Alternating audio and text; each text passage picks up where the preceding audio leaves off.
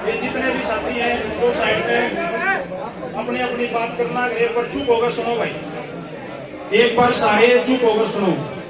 मैं कुछ बातें आप लोगों को स्पष्ट बताना चाहता हूँ। उस महिला का, जिसको आप साध्वी को हो या भक्तनी को हो या बहन कुछ भी को हो, उसका सबसे जो पहला इंटरव्यू करा था वो मैंने करा।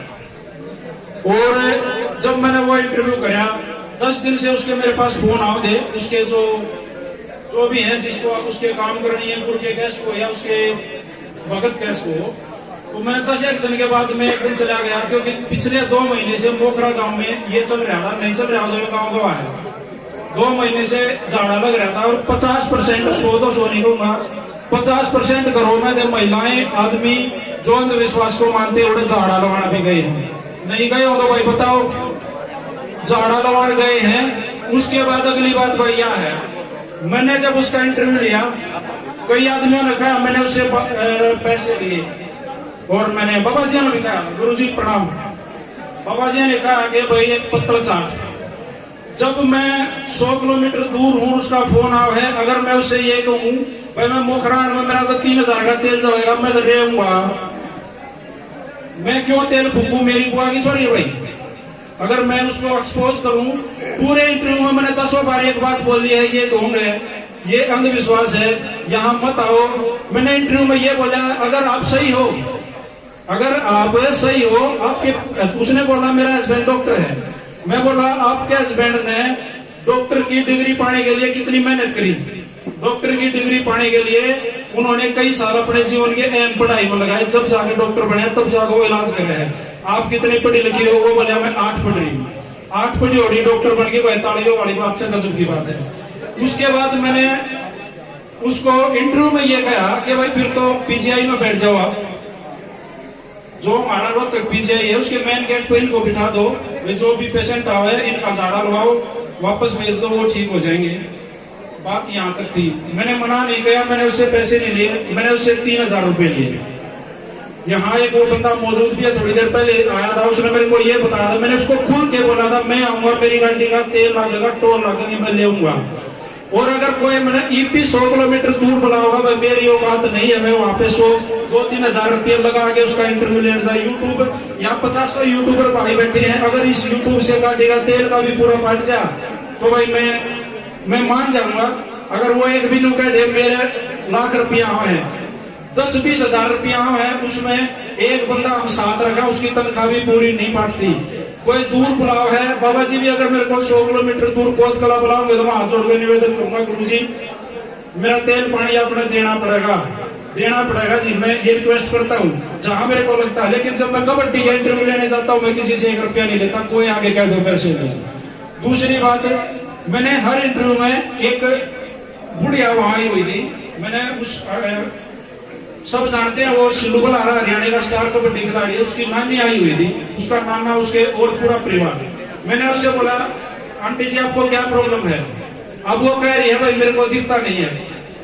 मैंने बोला आंटी जी कितनी उम्र हो रही है आपकी, आंटी को मेरी उम्र होगी 70 साल। इंटरव्यू है वो तो ऑनलाइन पढ़ा है। मैंने उसको बोला आंटी जी आंख बनवा लो, झाड़ा तो ठीक को नहीं हो। दूसरी बात इस वजह से इन्होंने कहा, एक तो सबसे बड़ी बात मेरे मन में आई, मैं कह रहा हूँ जैसा भी आपने लगा उचित लगे बताना जरूर। आर्य समाज वालों का और बाबाओं का पिछले कई सालों से सुनते आ रहे हैं, कुछ राग रही है, नुका रही है, पाकट है, ये नुका रही है, नुकरा। आज एक मंच पे बैठे, एक बार तालियां बजाइए। आज सारे मंच पे बैठे हैं, बाबा भी और आर्य समाजी भी।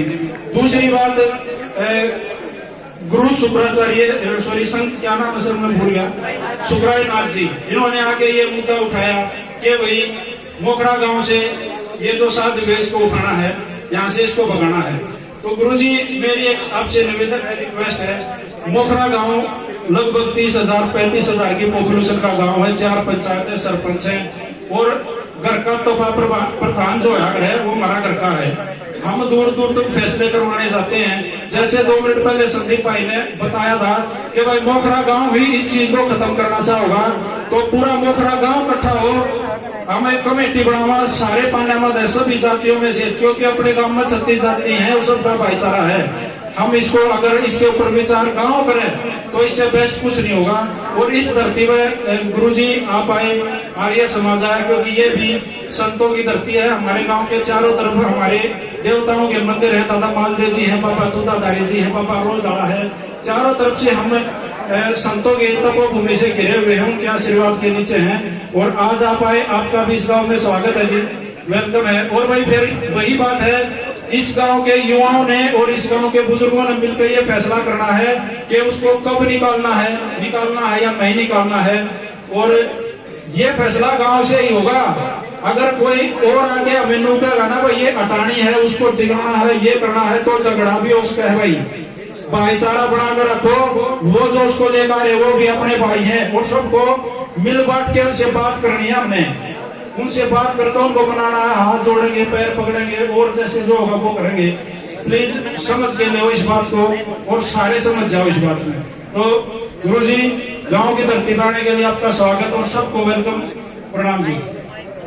मित्र जी भी बैठे हैं और हमारे नए सन्यासी आदित्य वेद जी भी यहाँ पर खड़े।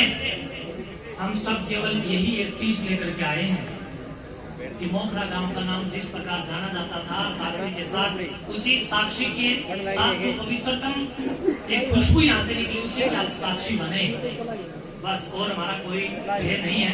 अब आज की इस महापंचायत में अध्यक्षता करेंगे हमारे ये, मैं आप सबसे मैं समझता हूँ ज्यादा देर हो जाएगी, खड़ा होकर के लास्ट बात दे करके अपने वाणी को विराम दूंगा कि प्रधान जी यहाँ खड़े हैं।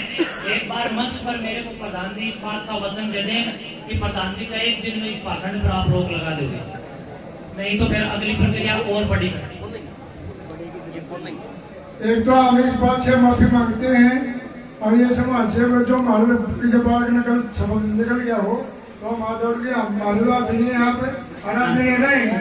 और आधी रात में फेरे पावा नीचे आधी रात में फेरे पावा। और हम गाँव में तरफ का आश्वासन देवा जी महाराज में हम गाँव में आश्वासन 36 बरादरी इकट्ठी करें, निकल अच्छी बढ़ाकर उस तरह जाए जैसे हमारे पाकर ना करेंगे। हमें ना गाँव से ना खड़े करते बचाना। और ये आपका पूरा पूरा रखा है, सही हो गए और पूरा धन्यवाद रखा आपका दिन हमारे हमारा बात है साहब। अगर आप लोग इस बात में राजी हो भाई, मोखरा वालों हाथ उठा के एक बार बताओ सारे राजी हो तो फिर एक लड़का था अभी यहाँ आया था जिन्होंने कहा था हमने मंदिर बनाया है, कहाँ है भाई वो?